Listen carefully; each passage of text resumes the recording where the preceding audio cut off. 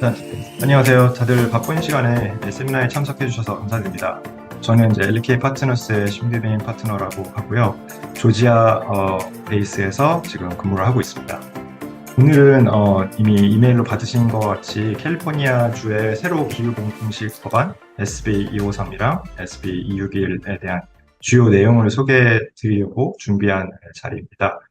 네, 그에 앞서 저희 그 LK 파트너스의 펌에 대해서 아시는 분들도 있겠지만 잘 익숙하지 않으신 분들을 위해서 좀 간략하게 제 소개랑 저희 LK 펌에 대한 소개를 먼저 좀 해드리려고 하고요. 사실 이 전체적인 그 법안에 대한 내용은 지금 좀 전에 말씀하셨던 이동건 매니저님 주로 설명을 해드릴 겁니다. 그래서 저희 LK 파트너스는요, 미국에 본사를 둔 이제 회계 및 컨설팅 펌으로 일반적으로 기대하시는 이제 회계 검사나 세무, 아웃소싱 어카운팅 서비스, 그 외에 또 저희가 또 특별하게 좀 더 주력으로 해드리고 있는 서비스 중에 하나는 이제 내부 통제, 오늘 이제 얘기할 ESG 컴플라이언스 자문 또한 이제 저희가 서비스를 하고 있습니다.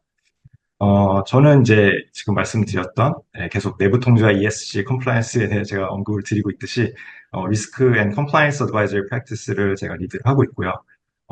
그 제 백그라운드에서도 KSAX와 ESG 관련 뭐 온갖 그 regulatory, operational 관련된 regulatory compliance를 많은 경험을 갖고 있어서 이 프로젝트와 이렇게 프랙티스를 리드하고 있는 경험이 있습니다. 하고 있습니다.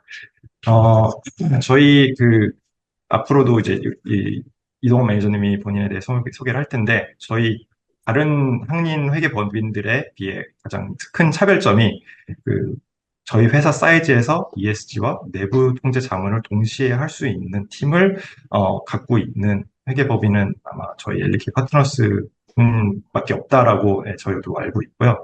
그래서 오늘 저희가 이렇게 기타를 통해서 좋은 기회를 얻어서 저희의 장점과 좋은 내용을 소개시켜 드리도록 하고 있습니다. 뭐, 간략하게 이동호 매니저님이 자기 본인 소개하겠지만, 동건 매니저님에 대해서 제가 설명을 해드리면은, 10년 이상 ESG 공시 업무 경험을 보유했고요. 그다음에 한국뿐만이 아니라 유럽, 중동, 미국 기업들의 지속 가능성 공시 프로젝트를 폭넓게 이제 다양한 경험을 해오셨습니다. 그리고 아까도 일찍 조인하신 분은 들으셨겠지만, 영어, 한국어 모두 매우 능통하시기 때문에 오늘 들어오신 회사에서 만약에 이 ESG 관련한 팀들이 한국어가 아니라 이제 영어가 조금 더 편하신 분들이로 이제 팀이 구성되어 있어도 동거 매니저님이 그쪽 팀들과 Q&A를 하기나 하든지 아니면 서비스를 제공해드리기에 전혀 문제가 되지 않는다는 점도 말씀드립니다.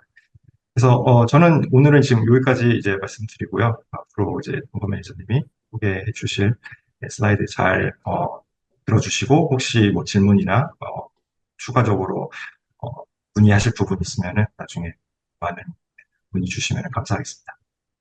네, 여기까지입니다. 감사합니다. 그래서 저희 간략하게 저희 미국 내 그리고 한국에도 이렇게 오피스가 있다 이렇게 말씀드리고요. 소개해 주셔서 감사합니다. 제가 오늘 목차부터 일단 소개를 드릴게요. 제가 누군지 간단하게 좀 다시 말씀드리고요. 그리고 오늘의 메인 주인공이죠. 이 세미나의 주인공은 캘리포니아 기후공시 법안 두 가지인데요. SB는 세네트 빌의 약자입니다. 세네트 빌의 253번과 261번의 어떤 법안이 누구에게 적용되는지 또 그 법안들의 요구사항은 어떤 것들이 있는지를 간략하게 소개를 드릴 거고, 이 법안 개요와 주요 요구사항 사이에 아무래도 요 개요 부분에서 좀 참석해 주신 분들이 궁금해 하실 만한 내용들이 좀 제법 있다 보니까 Q&A를 살짝 좀 진행을 하고, 그리고 주요 요구사항도 또 이어서 소개를 해드리고자 합니다. 그래서 일단은 바로 다음으로는 제가 누군지부터 소개를 해드릴게요. 그래서 방금 저희 파트너님이 소개해주신 멘트가 여기 그대로 써있죠. 동아시아, 북미, 유럽, 중동 등등 직접 써주신 겁니다. 그래서 멋있게 소개해주셔서 감사하고요. LK에서 저는 지금 컨설팅 서비스, 그러니까 저희가 기본적으로는 회계감사법인이지만 또 비감사 자문 업무도 진행을 하는데 저희는 컨설팅 서비스라고 부릅니다. 그래서 컨설팅 서비스의 매니저로 재직 중이고 ESG 관련 백그라운드를 지금 한 10년 넘게, 2013년부터니까 한 12, 13년쯤 돼가고 있네요. 그 정도 유지를 하고 있기 때문에, 저희 법인에서도 ESG와 관련된 서비스 기회를 계속해서 개발을 하는 데 참여하고 있고, 개발된 기회들에 대해서는 저희가 그 고품질의 서비스를 전달 드릴 수 있도록 서비스 인차지 또 서비스 실제 퍼포먼스를 하는 그 팀원으로서도 참여하고 있습니다. 이 정도 잘 소개해 드리면 될 것 같고요. 캘리포니아 253, 261 기후공시 법안에 대해서 일단 이 개요 부분에서는 어, 지금 만약에 사전에 저희 그 안내 자료를 받아보신 분들은 요 표 정도는 보셨을 거예요. 그래서 일단 법안 자체는 목적은 탄소 배출량에 대해서 우리가 좀 알자이고요. 탄소 배출량을 이 캘리포니아 주정부가 알고자 하는 이유는 그 주 자체가 기후변화에 좀 민감하기도 하지만 일단 기업 활동에 대해서 기후변화와 관련돼서 기업이 얼만큼 책임을 져야 하느냐 이런 그 책임 의식을 좀 높이고 그 기업들의 좀 더 지속 가능한 그 영업과 기후변화 대응 활동을 제도화하기 위해서 일단은 우리가 정보부터 좀 충분히 알아야겠다 이런 취지에서 계속해서 법안이 지금 만들어지고 있는 과정이라고 보시면 되겠고 253번과 261번에 적용되는 대상이 조금 다르지만 어, 큰 내용은 사실 대동소이합니다. 그 매출 기준만 약간 다르고요. 미국에서 설립된 사업체에 적용이 되는 법안들이고 탄소 배출량 공시 253번 법안 같은 경우에는 연 매출 10억 달러 이상을 발생시키는 사업체, 그리고 기후 관련 재무 위험 공시는 5억 달러 이상 발생시키는 업체에게 적용이 되는 법안입니다. 그리고 캘리포니아에서 사업을 영위하는 사업체에게만 법안이 적용이 되고요. 그래서 이 세부 내용들은 이 다음 슬라이드를 통해서 차차 설명을 드릴 거고요. 공시 의무 같은 경우에는 지금 바로 2026년도부터 이 보고 스킴이 시작을 하는데 261번 그 법안 같은 경우에는 2026년 1월 1일까지 공시 보고서를 작성을 해서 홈페이지에다가 게시를 하고 나중에 그 홈페이지 어디에다 게시하셨는지 그 주소를 캘리포니아 대기자원위원회에 제출하시면 되겠고요. 253번 같은 경우에는 지금 내년도 상반기 말, 그러니까 2026년 6월 말이 제일 유력한데, 그 6월 말까지, 그 관련된 공시 내용을 마련을 하셔서, 카부가 지금 계속 제정하고 있는 이 정보 공개 채널을 통해서 관련된 정보를 제출을 하시면 되겠습니다. 그래서 지금 2026년에 어떤 회사가 공시에 참여를 해야 하느냐를 2024년도 재무 성과를 기준으로 지금 계속해서 카부가 선정을 진행하고 있는 중이고요. 이와 관련돼서는 다음 슬라이드부터 차근차근 설명을 드리겠습니다. 자, 공시 대상 선정 여부를 일단 각 회사들이 자가적으로라도 좀 판단을 하고 있는 게 좀 중요한 문제가 될 텐데요. 공시 대상을 우리가 공시를 해야 되는지 말아야 되는지를 가장 확실하게 답을 받으실 수 있는 방법은 저희는 계속해서 이 서베이 참여하시는 거라고 안내를 드려요. 그 카브 이 캘리포니아 대기자원위원회에서 일단 사전적으로 리스트업을 해두고 이런 기업들이 참여를 해야 되지 않겠나 하고 지금 공개를 해둔 것들이 있는데 그 리스트가 좀 정확도가 아주 높지는 않다 보니까 자기들도 그 한계를 인정을 하고 실제로 카브에게 한번 이 공시에 포함이 되어야 하는지 말아야 하는지를 판단을 받아보세요 하고 이제 서베이를 진행을 하고 있는데 그 서베이에는 뭐 이렇게 한 8가지 항목 정도 대답을 하시면 돼요. 아주 긴 서베이는 아닙니다. 그런데 그 중에 회사의 자체 판단에 대한 내용이 있어요. 그래서 그 자체 판단 내용을 포함해서 제가 서베이가 어떻게 생겼는지에 대한 화면을 잠깐 좀 보여드릴게요. 어, 일단 제가 지금 구글 검색 화면 띄워놓고 있는데 다 보이시나요? 보시면 네, 보이시는 걸로 생각하고 말씀드릴게요. 이 캘리포니아 ARB 이게 Air Resource Board거든요. 그래서 이 Air Resource Board를 선택을 하셔서 홈페이지에 들어가시면 이렇게 생긴 홈페이지가 나올 거예요. 그래서 거기에 이 사람들이 하는 일, Our Work 이 부분을 클릭하셔서 Programs 이렇게 보이거든요. 그래서 Programs를 접속을 하셔서 그 법안명이 굉장히 긴데 GHG라고만 일단 검색을 해보세요. GHG라고 검색을 하시면 여러 개 나오는데 요 두 번째 있는 거 제일 이름 긴 거 요게 이제 저희 이 기후 공시 법안과 관련된 프로그램이거든요. 그래서 이 메뉴에서 다양한 것들이 좀 소개가 되어 있습니다. 제가 앞으로 계속 언급할 어떤 템플릿이라든가, 가이드라인이라든가 이런 것들도 여기에 다 있는데, 이 리소스 부분에, 접속을 하시면, FAQ, 그 다음에 뭐, 리포트 체크리스트, 사전 리스트, 이게 이제 2025년 중에 또, 확정이 돼서 나올 거라고 하는데, 이 내용을 더 확정하기 위해서 이 사람들이 운영하고 있는 이 온라인 서베이, 요 항목까지도 지금 보여드리고 있는 이 캘리포니아 대기자원위원회 홈페이지에서 확인하실 수 있고요. 서베이도 생긴 걸 간단히 보여드릴게요. 그래서 제가 아까 슬라이드에서 말씀드린 회사 이름, preliminary 리스트에 있었는지, 없었는지, 그 다음에 공시 대상인지 아닌지를 자체 판단하는 기준으로 세 가지를 제시를 했습니다. US-based, revenue, 그리고 doing business in California 요거를 기준으로 봤을 때 귀사가 리스트에 포함이 돼야 될까요? 안 될까요? 뭐 이걸 자체 판단 여부를 좀 yes or no question으로 묻고 있고요. 그리고 Federal EIN 요거는 좀 의견이 분분해요. 그래서 그 신고할 때 세금 신고할 때의 그 신고액을 보려고 하는 거냐 아니면 회사가 정확히 어느 회사 EIN이 이제 회사 주민등록번호 같은 거니까 어느 회사인지를 정확히 알려고 하는 거냐. 그래서 의견이 아직 분분한데, 카브에서 저 EIN 정보를 정확히 어디에다가 쓸 건지를 이렇게 공표한 적은 없지만, 저희는 일단은 EIN을 가지고 있으면 이 회사가 정확하게 어떤 엔티티이냐를 파악할 수 있으니까, 그걸 위해서 쓰지 않겠나. 그 뒤에 있는 질문들도 다 간단하고요. 이렇게 프리 텍스트 입력하실 수 있는 부분들이 있으니까, 이런 란을 활용하셔서 어, 카드에다가 궁금하신 내용 전달 주셔도 좋고, 혹은 여기에 또 별도 이메일 주소도 있으니까 이 이메일을 통해서 궁금하신 내용 문의를 주셔도 좋습니다. 그래서 이게 이제 카브에서 지금 운영하고 있는 설문조사였고요. 설문조사 내용은 이 정도로 좀 설명을 드리고, 일단 방금 말씀드린 거에서 자가 판단할 수 있는 기준이 세개가 있다 그랬잖아요. 그 세 개 중에 제일 첫 번째 부분, US-based에 대해서 간단하게 설명을 드릴게요. 자, US-based를 어떻게 판단하면 되느냐면요.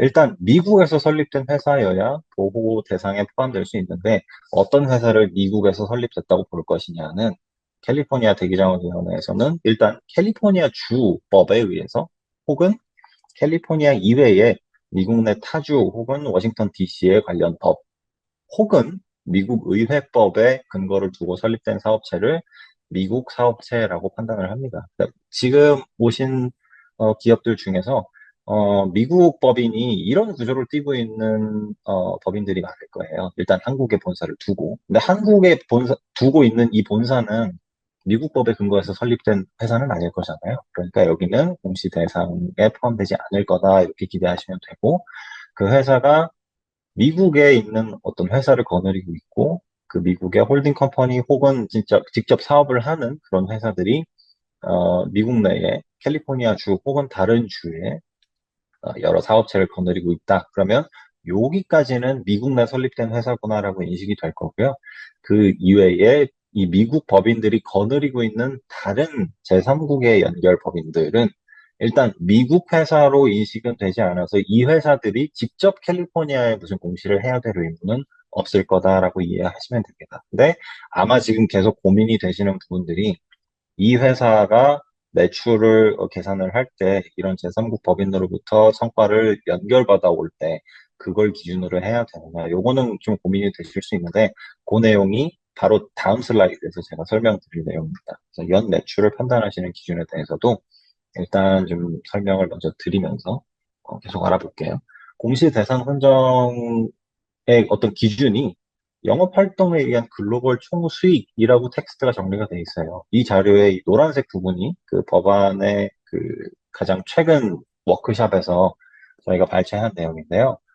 토로 글로벌 어마운트 오브 머니거든요. 근데 여기서 이 글로벌 때문에 많은 분들이 연결 매출 아니냐 이렇게 해석을 하고 계시고 그게 일리는 있다고 생각합니다. 그런데 텍스트만 엄격하게 근거를 해놓고 보면 글로벌 어마운트 money or sales from business activities잖아요. 그러니까 재화의 판매 혹은 용역의 제공에 의한 어, 그 domestic 그다음에 overseas를 모두 포괄하는 그 수익 창출이 판단의 기준이 된다고 해서 저희가 해석하기에는 재무제표 중에서도 손익계산서에 total net sales, net product sales, net service sales 요걸 합친 총 영업수익에 해당하는 계정이 이 판단 기준이 될 것 같다라고 좀 이 정의에 의해서는 생각할 수 있는데 제가 앞서 말씀드린 것처럼 요 글로벌이라는 표현 그래서 혹시나 연결 매출이 판단 기준이 될 수도 있지 않겠냐라는 그 정황이 하나가 있고 또 하나는 재무제표를 모든 회사가 다 공개하는 게 아니기 때문에 카르브 자체에서도 제3자 데이터베이스를 지금 활용해서 공시 대상을 선정하고 있대요. 근데 그 제3자 데이터베이스가 대체로 연결 매출을 회사의 그 매출로 소개를 하는 경우가 많거든요. 그래서 연결 매출이 어떤 식으로든 공시 대상 선정에 영향을 미치지 않겠냐라고 해석하시는 분들도 제법 됩니다. 하지만 저희는 일단 안내를 드릴 때는 법안 텍스트는 일단 그 계정 자체는 영업 활동에 의한 수익을 기준으로 한다라고 돼 있으니까 그 손익계산서상의 total net sales에 가깝습니다. 그래서 별도 기준의 사업 성과가 별도 기준의 total net sales가 threshold인 500 million 혹은 1 billion을 넘어서는 회사라면 공시를 준비를 하시는 게 맞고요. 그렇지 않은데 별도 기준으로는 threshold에 미달되는데 연결 기준으로 봤을 때 threshold를 넘어서는 법인들은 카르브의 확인을 받아 보셔서 카르브에서 주는 의견을 가지고 내부에 우리가 공시 준비를 해야 합니다라고 설득하는 논리로 삼으시거나 혹은 대외적으로 이러한 의견을 받았으므로 저희는 공시에 대한 그 내용이 조금 더 확실해질 때까지 대응을 조금 유보하겠습니다라는 그 자기 방어의 논리로 삼으시는 게 가장 좀 안전하지 않겠나 이렇게 좀 설명을 드립니다. 저희가 이거 관련된 문의는 조금 더 받고 있으니까 궁금하시면 저희한테 지금 그 질문 있다 이렇게 인디케이트 해주셔도 되고요. 이따 Q&A 요 다음 슬라이드까지만 하고 바로 또 보여드릴 거니까요. 그래서 일단 매출 기준은 저희가 이렇게 해석합니다라는 것까지만 소개를 드리고 그 다음은 공시 대상 선정 여부 판단 중에 세 번째 요건 캘리포니아 사업 영위 여부 이렇게 요걸 소개를 드리려고 하는데 당초에는 이 캘리포니아의 레베뉴 앤 텍스 코드의 내용을 기준으로 판단을 하겠다고 했어요. 그래서 캘리포니아의 법인이 있거나 주재를 하고 있거나 매출, 부동산, 급여 그 기준이 어느 정도를 초과하거나 이런 다양한 기준을 활용하겠다라고 얘기를 했는데 피드백을 엄청 많이 받았대요. 그래서 이걸 언제 각각 회사가 이걸 다 점검을 하냐. 그래서 카브에서도 그래 그거 우리가 대신 확인하기도 어려운 내용이니까 그러면 캘리포니아에서 사업하는 회사들을 전부 다 모아둔 데이터베이스가 있으면 그걸 좀 보조적으로 활용하겠다라고 제시를 해준 상태고 그게 캘리포니아 주무부 Secretary of State의 비즈니스 엔터티 리스트라고 합니다. 그래서 그거를 접근하는 방법도 제가 보여드릴게요. 자, 다시 좀 구글 검색 화면을 보여드릴 건데 구글 검색에 캘리포니아 세크리터리 오브 스테이트라고 검색을 하셔서 이 메뉴, 가브먼트 홈페이지 메뉴를 접속을 해보시면 처음에 이런 그 활동들이 뜰 거예요. 그래서 예를 들면 첫 페이지는 이런 식으로 돼 있고 이 맨 첫 페이지에서 비즈니스라는 이 메뉴를 들어가시면 그 비즈 파일 온라인 요게 데이터베이스로 들어가는 이 캘리포니아 주무부의 서비스입니다. 그래서 이 비즈 파일 중에서도 지금 노란색으로 하이라이트 되어 있는 이 서치 기능 확인하셔서 여기에서 우리 법인의 법인명을 찾아봤을 때 검색이 되면 일단 캘리포니아에서 사업하네 이렇게 보겠다는 얘기고요. 검색을 한번 해볼까요? 저희 회사 LK 파트너스에서 제가 지금 그냥 즉석으로 해보는 건데요. 있네요. 저희는 캘리포니아에서 사업하는 회사입니다. 그래서 이런 식으로 자가적으로 점검할 수 있는 방법이 있다. 이거를 좀 보여드리는 거고, 기사에서도 그 서베이 참석용 혹은 이제 공지 대응을 결정하시기 위해서 우리가 캘리포니아 비즈니스로 등록이 돼 있는지 여부를 판단하실 때 지금 제가 보여드린 이 캘리포니아 주무부의 홈페이지 한번 확인해 보시면 도움이 되실 겁니다. 그래서 이렇게까지 해서 지금 자가 판단을 위한 세 가지 조건을 한번 소개를 드려봤는데요. 전체 요약표를 다시 띄워 놓을 테니까 제가 지금까지 설명드린 내용 중에서 설명이 제가 좀 빨랐거나 혹은 너무 금방 설명하고 넘어갔거나 해서 궁금하시고 질문하시고 싶으신 내용 있으시면 지금 편하게 저희한테 질문 주셔도 좋습니다. 저희가 시간을 조금 여유롭게 잡아놔서요. 궁금하신 내용 저희가 한 10분, 15분 이상씩 들어봐도 충분할 것 같고요. 그래서 혹시 궁금하신 분들 있으시면 마이크 오프 하셔서 바로 질문 주셔도 되고 혹은 줌의 그 리액션들 가능하죠? 그걸로 저희한테 주셔도 됩니다. 제가 못 볼 수 있으니까 혹시 지금 저희 LK 분들 여기 와 계시면 체크하는 거 좀 도와주세요. 혹시 질문 있으신가요? 안녕하세요. 저 삼양 아메리카 법인의 정한철 재무팀장이라고 합니다. 네, 그 안녕하세요. 설명 네, 너무 잘해주셔가지고 다 잘 이해가 되는데요. 그 예전에 그 연결 범위하고 네, 이제 그 연결 범위에서 이게 한국의 본사를 포함할 것인가 말 것인가에 대한 것도 이슈가 됐었던 것 같은데 네, 지금 설명 주신 내용에서 그 아까 그 미국에 설립된 사업체라는 네, 요 맞습니다. 슬라이드에서 그러니까 이제 본사의 매출은 포함되지 않고 그 연결 네, 기준이라고 하시면은 미국의 US 홀딩이라고 돼 있는 그 회사의 연결 재무제표까지의 매출로 이해하면 되는 걸까요? 네, 그 사업 범위는, 그러니까 그 법인에 대한 범위는 그렇게 이해하시면 될 겁니다. 그래서 이 A 본사, 그 한국에 있는 저희 총 헤드쿼터, 여기 매출은 캘리포니아에서 이 공시를 위한 고려 대상은 되지 않을 거고요. 네. 최종으로 봤을 때도 이 US 홀딩, 미국 내의 최상위 법인까지는 고려가 될 수 있다. 이렇게 보시면 될 것 같습니다. 네. 잘 알겠습니다. 감사합니다. 네, 감사합니다. 이렇게 편하게 다른 분들도 질문 주셔도 좋고 혹은 뭐 긴 내용들 더 들어보고 최종적으로 질문하고 싶다 하시면 또 제가 그렇게 설명할 수도 있으니까요. 혹시 마이크가 조금 어려우시거나 하시면 챗으로 질문 주셔도 가능할 것 같습니다.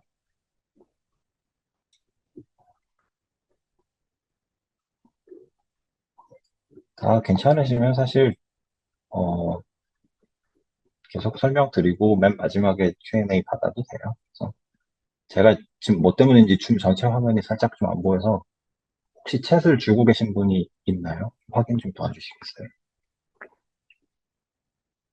네, 아무도 없다고 지금 말씀 주시는 것 같네요. 그러면, 네, 굳이 뭐 질문을 막 억지로, 강요하는 거 아니니까 저희도 계속해서 준비한 내용 천천히 설명드리고, 맨 마지막, 슬라이드까지 다 소개해 드린 다음에 또 Q&A 계속 이어가도 좋을 것 같습니다. 다음 내용들 천천히 소개해 드릴게요. 그래서 SB 253, 261번 주요 요구 사항이라고 제가 설명을 달아왔는데, 어떤 내용을 공시해야 되느냐에 대한 내용이에요. 그래서 오늘 제가 참석자분들 그 명단을 미리 공유를 받아서 확인을 좀 해봤는데, 어카운팅, 텍스, 파이낸스 이런 업무를 담당해 주시는 분들이 어, 주류로 좀 오시는 것 같고, 컴플라이언스 쪽 내지는 또 기타 매니팩처링이나 이쪽에서 오신 분들도 있는데, 공시 내용 자체는 제 개인적인 그 다른 공시들의 어떤 경험을 바탕으로 생각해 봤을 때는 파이낸스나 어카운팅 팀에서 주도를 해서 소화를 하시기에는 조금 생경하신 내용일 수 있어요. 그래서 제가 이걸 소개를 드리는 목적도 이걸 다 준비하셔야 됩니다라고 알려드린다기보다는 이런 내용이고 이런 내용임을 LK 저희가 알고 있으니까 팀 내에서 혹은 법인 내에서 이런 내용을 소화하실 수 있거나 혹은 그런 담당자로 지정이 되실 분들이 뭔가 같이 좀 디스커스를 하고 싶거나 이걸 어떻게 디벨롭하는 게 좋을지 좀 궁금하다라고 하시면 뭐 저희도 저희한테 문의를 주셔도 되고 혹은 저희와 어떤 비슷한 설명을 할 수 있는 그런 파트너들을 찾으시면 좋겠다 하는 차원에서 소개 차원으로 좀 간단하게 말씀을 드릴게요. 그래서 253번, 261번 두 가지 공시가 서로 요구하는 것이 조금 다른데요. 일단 253번은 공시 연도 직전 1개 회계 연도라는 거는 이건 진짜 뭐 2026년부터 시작되는 공시는 2025년도 양을 집계를 해야 된다. 이런 내용이라고 이해하시면 되고, 스코프 1, 2, 3 온실가스 배출량 이게 중요한 내용입니다. 그래서 스코프 1, 2 GHG 리포팅 템플릿이라는 것도 아까 그 카브 홈페이지에 리소스 페이지 보여드렸죠? 거기에 그 템플릿이 엑셀 스프레드시트 형태로 지금 공개가 돼 있고요. 검증 관련된 내용도 사실은 좀 너무 딥다이브 하는 경향이 좀 있으니까 지금은 제가 이렇게 요약을 마련했습니다라는 것만 보여드리고 요 내용은 궁금하시면 저희한테 따로 또 연락 주셔서 문의 주셔도 됩니다. 그리고 261번 법안 같은 경우에는 기후 관련 재무 위험이다 이렇게 얘기를 하는데 이 내용 자체가 이 TCFD라는 그 조직명에서 따왔어요. 그래서 Task Force for Climate Related Financial Disclosure라는 그 조직이었는데 저 조직에서 기업들이 기후변화에 어떻게 대응하고 있는지를 우리가 보고 판단을 하려면 적어도 몇 가지 정상적인 내용들은 공시가 되는 게 좋겠다라고 자기들이 그 리커멘데이션을 정해놓은 게 있거든요. 그래서 그 TCFD 지침에 따른 기후 관련 재무 위험에 대한 그 기업 공시를 하는 게 좋겠다. 이고 공시 주기가 둘이 살짝 다릅니다. 253번 같은 경우에는 2026년부터 선정되신 연도부터 매년 공시하는 거고요. 261번 같은 경우에는 선정되신 해부터 경년으로 공시를 하시면 됩니다. 그래서 내년에 2026년 1월 1일에 바로 공시를 하시는 회사는 앞으로도 계속 짝수년도에 이 리포트를 발간해야겠구나라고 이해하시면 되고요. 2027년도부터 선정이 되시면 우리는 홀수년도에 매년 이걸 업데이트 해야겠구나 이렇게 이해하시면 됩니다. 그래서 지금 다음 슬라이드부터는 이 두 공시에 포함돼야 될 좀 주요 내용이라는 것들을 제가 설명을 드릴 건데 글이 많아요. 그래서 제가 지금 계속 뭔가 내용을 다다다닥 소개를 해드릴 건데 그게 지금 다 소화가 안 되신다고 해서 여러분들이 준비가 안 되신 게 아니에요. 원래 그럴 만한 내용이고 팀 내에 혹은 법인 내에 다른 분들이 훨씬 더 전문성이 높으실 분들이 있으니까 오늘 이런 게 소개가 되더라 하고 그냥 알아만 두시고 내부에서 그 관련된 분들이 혹시 외부 파트너가 없을까 이렇게 좀 찾는 그 정황이 보이시면 LK라는 데서 이런 세미나를 들었다라고 이렇게 소개해 주시는 것도 참 좋겠습니다. 그래서 저희는 지금 이 세미나 내용이 유튜브 통해서도 공개를 해주신다고 기타가 말씀을 주셨으니까 그걸 위해서라도 저희가 알고 있는 내용은 간단하게나마 하나씩 다 소개를 드릴게요. 다음 슬라이드에서는 253번의 요구사항부터 소개를 드리겠습니다. 일단 253번의 공시 정식 이름은요, 기업 탄소 배출량 공시예요. 그래서 이 공시 내용이 근거하고 있는 그 국제 규약은 온실가스 프로토콜이라는 그 규약이고요. 여기에서 기업이 배출하는 온실가스를 어떻게 측정해야 되느냐를 정하고 계속해서 업데이트를 하고 있습니다. 그 중에서 지금 253번의 공시 템플릿에서 요구하는 것은 그 GHG 프로토콜에서 요구하는 세 가지 범주의 배출량 중에서 첫 번째 두 개, 스코프 1과 2에 해당하는 것만 공시를 요구하고 있고요. 스코프 3는 워낙 포괄적이다 보니까 조금 더 준비 기간을 가지시고 2027년부터 공시를 해달라라고 지금 법안은 정하고 있습니다. 그래서 2026년에 선정이 되시는 그 사업체들은 스코프 1, 2만 커버하시면 되고 만약에 우리가 올해는 넘어갔는데 2025년 재무성과가 스레졸드 그 1 빌리언을 초과해서 2027년부터는 온실가스 탄소 회계를 좀 공개해야 된다라고 지금 판단이 되시면 그런 회사들은 스콥 3 그 산출까지 미리 준비하시는 게 맞습니다. 그래서 템플릿상에 나와 있는 내용을 바탕으로 지금 회사가 미리 고민해 보셔야 될 내용들을 세 가지 정도 저희가 선별을 했는데 첫 번째가 인벤토리 바운더리고요. 두 번째가 메소돌로지, 그러니까 산출 방법론, 그리고 머티리얼리티 스트레셜입니다. 그래서 요거 하나씩 설명드릴게요. 인벤토리 바운더리에서 저희가 인벤토리란 말 보이니까 왠지 이거 무슨 우리 가지고 있는 재고에 관련된 내용인가 싶으신데 그렇게 보실 필요 없습니다. 이건 그냥 리스트라고 보시면 돼요. 어떤 리스트냐? 우리 회사의 어느 사업장에서 무슨 활동을 통해서 어떤 온실가스가 배출되느냐를 정리해둔 표라고 보시면 돼요. 그래서 인벤토리는 대개는 그 엑셀 같은데 표로 목록으로 쭉 정리가 되어 있는데 회사의 환경팀이나 EHS팀이나 혹은 어떤 형태의 법인들 같은 경우에는 그런 공정, 프로세스 운영 뭐 이런 걸 담당하시는 팀에서 이런 정보를 이미 가지고 계시는 경우가 꽤 많습니다. 특히나 우리 생산법인이 ISO 14,000번대 그 인증을 가지고 있다, 서티피케이션을 가지고 있다 하시면 그런 팀들은 저 인벤토리를 이미 보유하고 계실 확률이 높아요. 그래서 나중에 공지를 하시게 되더라도 그런 그 공정 내지는 생산이나 이런 쪽에 ISO와 관련된 그 데이터를 많이 가지고 계신 팀과 협업을 하시거나 그런 업무를 이제 딜리게이션을 주시는 게 좀 좋을 것 같고요. 이 중에서 공시에 포함된 탄소 배출의 유형을 묻는 것들이 있는데, 이제 스코프 1, 2, 그리고 2027년부터는 스코프 3까지도 그 내용을 요구를 하게 되니까, 그거는 제가 다음 슬라이드에 표로 정리를 해뒀습니다.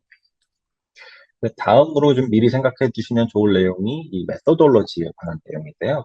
방법론이라는 얘기잖아요. 근데 온실가스 배출은 저희가 측정이란 말을 쓰지 않고 산출이라는 말을 하는 게 직접 장비 가지고 다니면서 사업장에서 온실가스, 뭐 CO2, CH4 이런 거 얼마나 나오냐 하고 이렇게 측정을 해서 계산을 하는 값이 아니고요. 이론적인 배출량이에요. 그러니까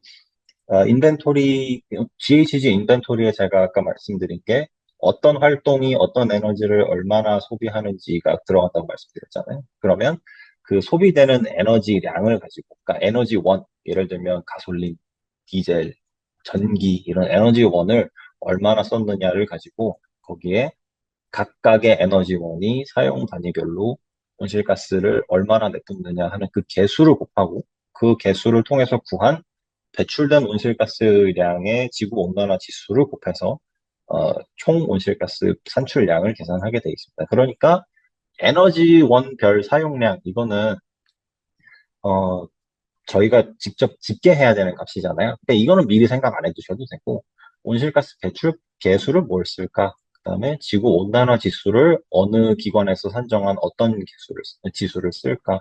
이런 거는 사전에 미리 리서치를 해두시고, 결정을 해두시는 게 나중에 공시에 돌입하셨을 때 거기에 쓰는 시간을 좀 아끼실 수 있으니까 그건 좋을 수 있겠죠. 그래서 여기 오늘 재무회계팀에서 많이 오셔갖고 제가 추가로 하나 드리는 말씀은 보통 재무팀이 온실가스 배출량 산정에 관여될 때는요, 이 에너지원별 사용량을 집계하실 때 관여되시는 경우가 많아요. 왜냐면 가솔린 저희가 어디서 비용을 지불하고 사올 거잖아요.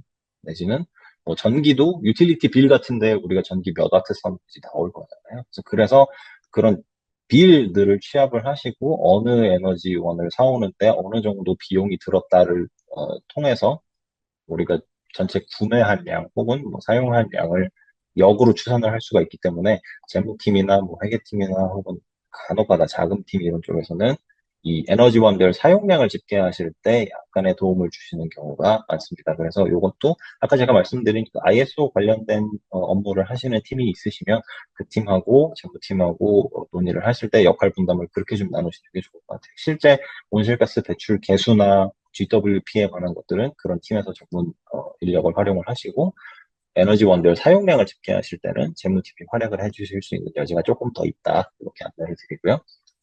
머티리얼리티는 이거는 재무회계에서 따온 내용이기 때문에 오히려 그 어카운팅 팀에서 이해하시는 내용이 더 정확하게 맞습니다. 우리 회사의 총 배출량을 설명하는데 영향을 거의 못 미칠 만큼 미미한 배출량들은, 인벤토리들은 우리가 이미 집계하는데 시간 안 쓰고 그냥 미리 제거해도 되거든요. 근데 어느 정도를 미미하다고 볼 것이냐를 판단할 수 있는 기준 정도는 미리 좀 생각해 두시는 게 좋을 것 같아요. 예를 들면 에너지원별 사용량을 집계를 할 때, 진짜 1년에 한 번 잠깐 테스트하려고 사는 뭐 에너지원들이 있다. 그런 것들은 우리 배출량으로는 집계 안 할래. 이렇게 그 제거하실 수 있는 것들이거든요. 그래서 그런 것들은 미리 좀 제거를 하시면 되고. 제가 지금까지 막 그 이론적인 내용들 설명을 많이 드렸는데, 처음 들어보셔서 좀 너무 생경하시거나 그러실 수도 있고, 혹은 제 설명 자체가 조금 좀, 어, 많이 이론적인 내용이라서 저 사람이 지금 한국말 하나 싶은 그런 내용도 있거든요. 뒤에 스코프 1, 2, 3 내용은 완전히 교양이라서 지금 혹시 조금 제가 설명을 다시 했으면 좋겠다 싶으신 내용이 있으면 시간 좀 드릴 수 있는데 혹시 궁금하신 내용 있으실까요?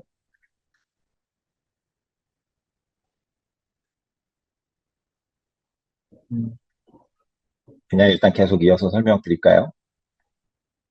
네, 그렇게 하는 게 좋을 것 같습니다. 지금 반응을 보니 우선은 설명을 계속 볼게요. 그래서 스코프 1, 2, 3가 있다고 아까 말씀드렸는데 이 스콥이라는 거는 이 GHG 프로토콜에서 미리 정해둔 내용들이고요. 올해 들어가는 스코프 1, 2 같은 경우에는 보고가 이루어지는 그 사업장 그 자체에서 소비하는 그 자체에서 발생시키는 온실가스 배출량이라고 이해하시면 됩니다. 그래서 스코프 1 같은 경우에는 회사에서 직접 운영하는 설비, 시설 이런 걸 위해서 우리가 에너지를 직접 에너지원을 그러니까 뭐 가솔린이나 디젤이나 그런 것들을 구매해서 사용하는 경우에 그러니까 우리 회사에 어떤 발전기가 있다거나 보일러가 있다던가 할 때는 다 스코프 1 배출로 들어갑니다. 그리고 스코프 2 같은 경우에는 대표적으로 전기 사용량이라고 인식하셔도 돼요. 열, 증기, 냉방 같은 경우에 요즘은 따로 구매하시는 경우가 많이 없거든요. 그래서 만약에 우리 회사에서 가솔린을 사서 보일러를 때운다, 혹은 뭐 천연가스를 사서 뭐 발전기를 돌린다, 그러면 스코프 1이고 그 외에 전기 구매해서 유틸리티 빌에 다 포함되어 있는 내용이다 하는 것들은 스코프 2에 들어간다 이렇게 보시면 될 것 같습니다. 그리고 2027년부터 문제가 된 스코프 3 같은 경우에는 우리 설비 운영하고 관계없는 우리 사업장 밖에서 일어나는 온실가스 배출을 어, 전부 다 포함한 거다라고 이해하시면 돼요. 그래서 우리가 구매한 제품을 만드는 과정에서 나오는 온실가스, 뭐 우리가 생산하고서 남은 것들을 폐기할 때 생기는 온실가스, 기타 등등 직원들 통근할 때 나오는 온실가스, 그래서 저걸 어떻게 다 계산하나 하는데 그것도 계산을 돕기 위해서 어, 정부 혹은 뭐 환경단체에서 이렇게 내놓은 제3자 데이터들이 굉장히 많거든요. 그래서 처음에는 그런 제3자 데이터들을 적극적으로 활용하셔서 최대한 많은 범위의 스코프3 그 온실가스 배출을 커버하시고 사업장에서 세컨더리 데이터보다는 직접 측정이 가능한 데이터들로 대체할 수 있는 것들은 하나씩 하나씩 대체를 하시면서 그 정확도를 높여가시는 게 일반적으로 이 스콥3 배출을 계산하시는, 디벨롭 해 나가시는 방법이니까요. 이것도 지금 여기 참여해 주시는 분들께서, 대다수의 분들께서는 지금 너무 고민하시기보다는 이미 또 한국 본사 레벨에서는 어느 정도 또 노하우가 축적이 돼 있을 수도 있고요. 그래서 요거는 어차피 2027년부터 공시를 요구받는 내용이니까 지금 천천히 사업장에서 어떤 식으로 대응하는 게 좋을지 계획 정도를 한번 천천히 세워보시는 게 더 좋겠다. 이 정도로만 말씀드릴게요. 스코프 1, 2, 3 요거는 자료 제가 또 드릴 테니까 자료 드린 내용 확인하시면서 궁금하신 내용 저희한테 따로 문의주시면 좋겠습니다. 그래서 SB 253번에 관련된 내용은 여기까지였고요. 261번에 대한 내용인데 얘는 사실 지금 공시 기한이 조금 더 급해요. 2026년 1월 1일부터 공시가 적용이 되는 회사들이 있기 때문에 그래서 여기서는 총 4가지 영역으로 정보를 공개를 해야 되는데 이 4가지 영역이 근거하고 있는 규정이 아까 말씀드린 TCFD에 권고안 혹은 IFRS S2 3번은 사실 이거 기타는 그 거의 이 1번 아니면 2번에서 따온 걸 거라서 크게 신경 안 쓰셔도 되고 이 1번, 2번도 결국엔 같은 얘기예요. 왜 같은 얘기인지는 다음 슬라이드에서 설명드릴게요. 그래서 TCFD 권고안에 있는 4가지 이 영역을 기준으로 설명을 드릴 건데 의미 정도만 간단히 짚어드릴게요. 그 실제 어떤 내용이 보고되는지를 참고하실 수 있는 자료는 다음 슬라이드에 설명을 드리겠습니다. 자, 그래서 첫 번째 거버넌스 같은 경우에는 책임의 분배 구조를 설명하는 거라고 이해하시면 돼요. 온실가스 배출을 줄이기 위해서는 회사가 기후변화가 어떤 영향을 일으키는지, 그리고 그것들 중에 뭐가 중요한지, 어떤 식으로 대응할 건지에 대해서 뭐 계획도 세우고 절차도 운영하고 해야 되는데, 그런 그 계획을 세우거나 절차를 운영하거나 하는 총체적인 역할과 책임이 어느 조직, 어느 직책을 따라서 분배가 되어 있느냐. 그거를 설명해 주시는 파트가 거버넌스 파트라고 이해하시면 되겠고요. 전략 같은 경우에는 기후변화에 대응하기 위한 전략을 설명하는 건 아닙니다. 근데 그 회사가 지금 파악하고 있는 기후변화와 관련된 리스크가 우리 회사의 사업 전략에 단기적으로는 어떻게, 중기적으로는 어떻게 영향을 미칠 것인지를 좀 파악을 해 두시고요. 그리고 이게 영어로는 resilience of company strategy 이렇게 표현이 돼 있거든요. 그 resilience라는 게 변화라는 거는 변화가 굉장히 미미할 때는 우리가 굳이 사업 전략을 그때그때 즉각 수정하지 않아도 될 수 있잖아요. 그래서 우리가 현재의 사업 전략을 유지할 수 있는 그런 변화의 트레저홀드가 어느 정도인지를 예측해서 설명하시면 된다. 이게 얘기가 나와 있고, 이 내용을 보조하기 위해서 기후 시나리오 분석을 활용하셔도 됩니다. 이런 것들이 막 안내가 돼 있는데 당황하지 않으셔도 돼요. 본사 레벨에서 이미 진행을 하고 있거나 혹은 기후 시나리오 분석 같은 경우에는 과학자들의 모임이 있어요. IPCC라고. 그래서 그런 데에서 지구 기온이 1도가 오르게 되면 자연환경이 뭐 어떻게 변화할 거고, 뭐 어떤 규제 환경은 이런 정도 뭐 형성이 돼 있을 거고, 이런 것들을 예측을 해서 시나리오를 다 그 주기적으로 공개를 하고 있거든요. 그래서 그 시나리오를 보시고 이미 그 전략과 관련된 공시를 본사 레벨에서 잘 하고 계신 경우가 많거나 혹은 여러분들은 이미 벤치마크를 어디선가 찾아보실 수 있을 거예요. 동종의 조금 더 큰 기업들이 이미 참여해서 공시하고 있는 내용들을. 그러면 그것들을 참고하셔서 어떻게 우리 법인 혹은 우리 그 공시 범위에 들어오는 사업체들에 맞는 수준으로 레벨 다운을 하시거나 아니면 조금 더 스페시파이를 하시거나 이런 식의 그 트위킹 전략을 어, 좀 먼저 구상하시는 게 좀 현실적인 그 2026년까지의 대응 계획일 거고요.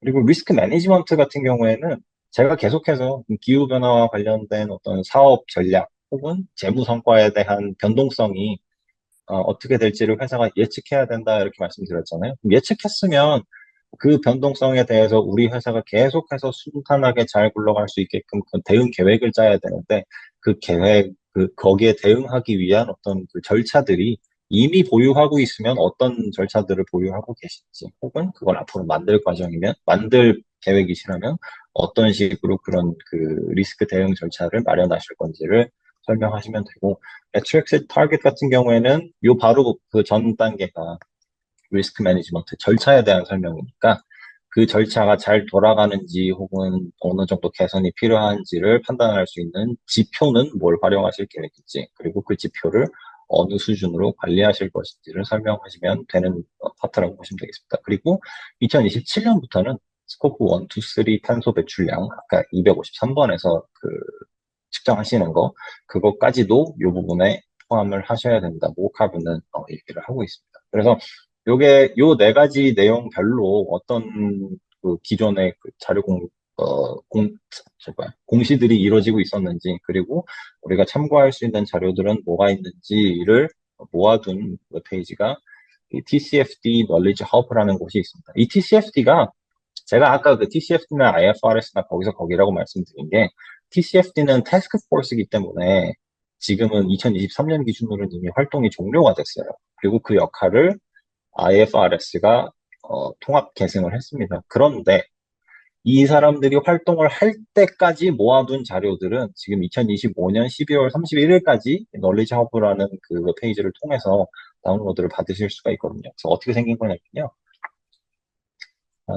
제가 다시 구글 화면 보여드리겠습니다. 그래서 잠시만요.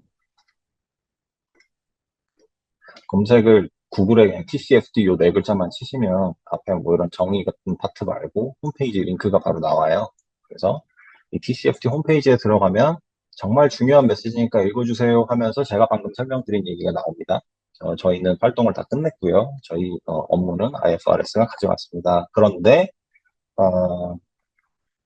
그 널리지 허브 같은 것들은 아직 영업을 운영을 하고 있으니까 12월 31일까지는 해당 자료를 보실 수 있습니다. 그래서 여기도 리소스 요 파트가 있어요. 요 메뉴가. 그래서 리소스 부분을 클릭을 하셔서 놀리지 허브 요 메뉴를 클릭을 하시면 이 페이지로 이렇게 들어가게 됩니다. 그래서 TCFD Knowledge Hub에 스크롤 다운 해보셔서 그 궁금하신 분야별로 워크샵 자료라든가 트레이닝 뭐 코र्스라든가 케이스 스터디즈라든가 이런 것들을 접근하셔서 필요하신 것들은 아카이브를 해두셔도 좋고요. 그 정도까지 필요 없겠다 싶으시면 간단하게 열람하시거나 혹은 조직 중에서 이미 이런 내용들을 다 취합해두고 계신 분들이 있을 수도 있어요. 그래서 그런 것들을 열심히 활용하셔서 기후공시 대응 좀 막막하시지 않게 좀 잘 대응해 가시기를 저도 좀 많이 응원드리고 그 과정에서 저희가 도와드릴 수 있는 내용들은 충분히 도와드리도록 하겠습니다. 마지막으로 굉장히 가벼운 내용 하나만 더 소개해 드릴게요. 여기 TCFD, 여기 이제 중국말로 건이 이렇게 돼 있는데요. 이거는 지금 뭐 더 이상 쓰이진 않는 내용이지만 이건 제가 그냥 어려운 얘기만 계속해서 마지막에 분위기 풀려고 보여드립니다. 여기 있는 요 건자가요.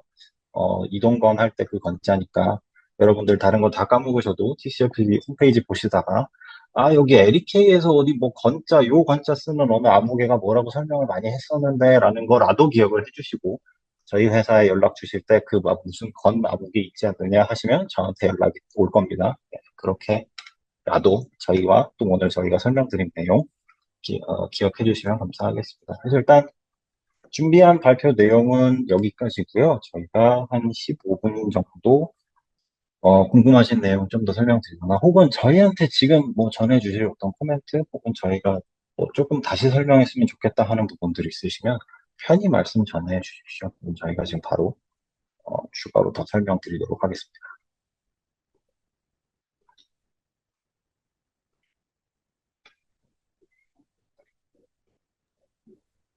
네, 지금 타명 아메리카노. 체이스님이 아, 아프하드였군요. 손 드신 줄 알고. 안녕하세요. 질문 드려도 되나요? 네, 그럼요. 오케이. 근데 말씀하신 것과 상관이 별로 좀 없을 것 같아요. 사실은. 괜찮습니다. 예, 사실은 제가 그전에도 전화 드려가지고, 제가 궁금한 것이 있어서 듣고 싶은데, CPA 폼에서 하는 거라서 관계가 없을 것 같기도 한데, 누가 들어요? 라고 물어봤더니, 관심 있는 사람은 누구나 들어도 된다 그래서 지금 듣고 있습니다. 네, 예. 사실 저는 탄소 배출권에 대해서 궁금했었어요. 이거 보고하는 것이 아니라 네, 탄소 배출권에 대해서 궁금했었는데, 현재는 보고를 하겠지만, 나중에는 그거를 제약을 하게 되겠죠. 어느 정도 이상은 하지 말아라 해라. 그랬을 때가 되면, 어, 정말로 탄소 배출권을 사고팔고 하게 될까요?가 첫 번째고요. 네, 그럴 때는 탄소 배출권을 팔고 싶은 사람이 어느 정도의 탄소를 갖고 있는지 어느 기관에서 이렇게 측정을 해야 될 게 아니에요. 네, 그런 기관이 있는지. 그 다음에는 그런 기관이 있어 어떻게 하면 좀 더 많은 탄소 배출권을 만들 수 있다는 그런 가이드라인 같은 것도 할 수 있는지에 대한 정보가 있으신지 그게 네. 궁금해서 전화드렸어요. 네, 질문 감사드리고요. 네, 설명은 제가 알고 있는 것들 기준으로 말씀을 드릴게요. 그래서 탄소 네, 배출권 거래제도에 관련된 질문이었고, 탄소 배출권 거래제도는 실제로 운영되고 있는 제도입니다. 그래서 지금 미국에서는 캘리포니아에서도 그 자발적 탄소 배출권 시장이라는 것이 형성이 되어 있는 것으로 알고 있고요. 조금 더 넓은 그 경제협의체 기준으로는 EU에서는 조금 더 오랜 역사를 가지고 탄소 배출권 거래가 운영이 되고 있고, 또 많은 분들이 아직 그렇게 예상을 못 하신 경우가 많은데, 대한민국도 탄소 배출권 거래가 꽤 체계적으로 이루어지고 있는 시장 중에 하나입니다. 그래서 한국 시장이 그게 어떻게 발전했는지를 먼저 말씀드리면, 지금 같이 탄소 배출량이 얼마나 나오는지를 공시할 수 있는 그 제도를 먼저 만들었어요. 탄소 배출 목표량 관리 제도였나? 제가 그 제도 이름은 조금 가물가물한데, 그런 그 목표 관리 제도라고 해서 탄소 배출량이 얼마나 나오는지를 환경부가 제시하는 어떤 프로토콜, 그것도 GHG 프로토콜에 근거를 했습니다. 그 프로토콜을 근거로 계산을 먼저 해서 환경부에 제출을 다 받았고요. 그러면 5년 단위로 그 목표량을 환경부에서 배정을 해줬거든요. 그래서 그 기간별로 실시가 됐는데 5년 동안 배출량 받아보니까 거기 참여하는 기업들은 주로 상장사였어요. 그래서 그뭐좀 200대 기업이라든가 이렇게 큰 기업들.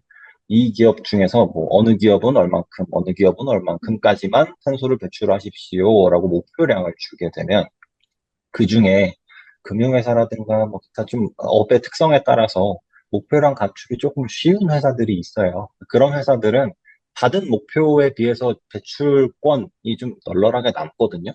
그러면 그것들을 탄소 배출권 거래 제도라는 걸 활용을 해서 우리 지금 올해 뭐 예를 들어서 10만 톤 배출 목표 할당 받았는데 운영하다 보니까 7만 5천 톤 정도밖에 배출이 안 되게 됐습니다. 우리 어떤 활동을 통해서 감축을 달성했어요. 그러면 남는 25,000톤 판매하겠습니다라고 거래소에다가 등록을 해요. 그러면 그 거래소에서 그 등록돼 있는 그 등록을 위한 어떤 그 검증이나 인증 과정이 다 필요하긴 한데 그런 그 인증돼 있는 등록된 배출권을 그 우리는 지금 8만 5천 톤 받았는데 올해 9만 톤 나올 것 같아. 5천 톤 필요해 하는 회사에서 배출권을 그 금액을 주고 사오는 거죠. 근데 그 금액은 배출권 거래소는 시장이잖아요. 그래서 시장에 따라서 이제 배출권 거래 가격이 얼마 정도 운영이 될 거다 하는 그 시장 경제 원리에 따라서 그 수요와 공급의 원리에 따라서 가격이 형성되는 방식이었는데 정확히 어느 정도 가격이 형성이 돼 있는지까지는 저도 팔로우는 못했습니다. 근데 예상보다 조금 낮게 돼 있다고 해요. 온실가스 감축, 배출 감축 활동이 효과적인 것들이 좀 많고, 특히나 요새 태양광이나 하는 그 재생에너지 쪽이 발달을 생각보다 더 빨리 하게 되면서, 어, 생각보다는 좀 낮게 형성이 돼 있다고 하는데. 그래서 요는 말씀드리면, 일단 지금처럼 공시를 먼저 스타트를 하게 되면서 어느 회사가 얼만큼 배출하는가가 먼저 그 정부기관에서 보통 환경부 쪽에서 그런 것들을 감을 먼저 잡은 다음에 어느 회사별로 어느 정도까지만 대출하십시오라는 목표량을 할당을 하게 되고요.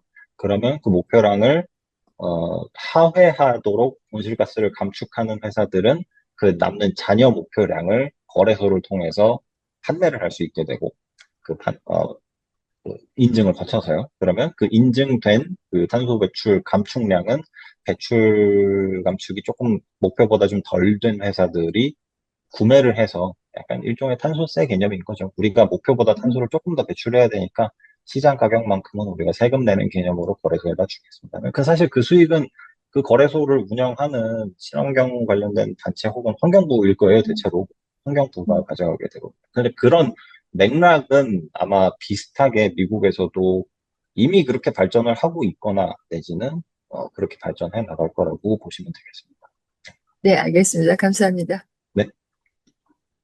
지금 질문 주신 것처럼 조금 다른 내용이어도 제가 대답할 수 있는 내용이면 최대한 대답해 드릴 테니까요. 질문 더 주셔도 좋습니다.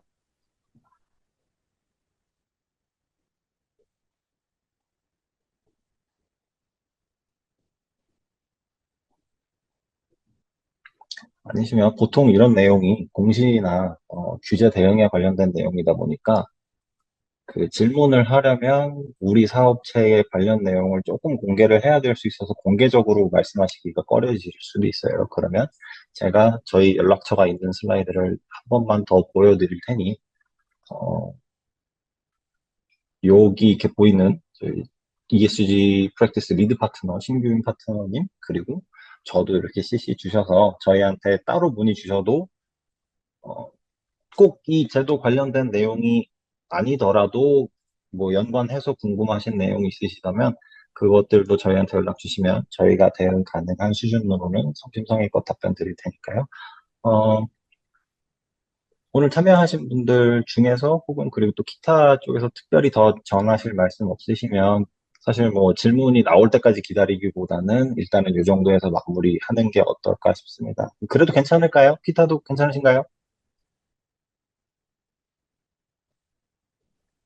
네, 감사합니다. 네, 고맙습니다. 시간 좀 어려운 내용이었을 텐데, 그래도 끝까지 자리 잘 지켜서 저희 내용 소화해 주셔서 감사드리고요. LK 파트너스에 직접 혹은 또 기타 통해서 연락 주시면 저희가 또 성심성의껏 대응해 드리도록 하겠습니다. 감사합니다.